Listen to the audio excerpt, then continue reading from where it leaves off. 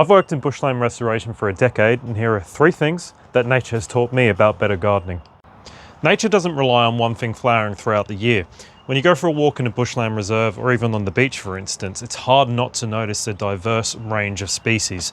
Different trees, different shrubs, different ground layer species, all working together to support life in its own unique way.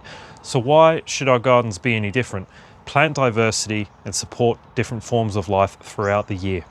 Too often I see gardens that are overly manicured and overly clean, all for our own perception of what a good garden should look like. Perfectly trimmed hedges, not a leaf on the ground, not even a stick. But life requires habitat. Soils benefit from plants breaking down, and insects require shelter. Small changes that increase habitat value can go a long way.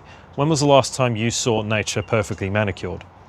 I'm not saying turn your garden into a bushland reserve or anything, but small changes like this and a little bit of inspiration can turn your garden into a destination for wildlife.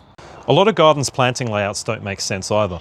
Trees that are planted too close together end up trying to outcompete each other and grow up thin and spindly instead of spreading out and forming a beautiful canopy. And when it comes to shrubs and ground layer species, they're often planted way too far apart, and there's no connectivity and no protection and shelter for smaller animals. Think about connectivity and corridors for things like lizards and insects. Planting clusters and connect planted spaces together with tufted grasses. Also add a few habitat logs here and there.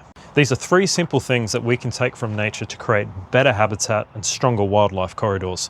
And of course, this is best done with local native and indigenous species to your area.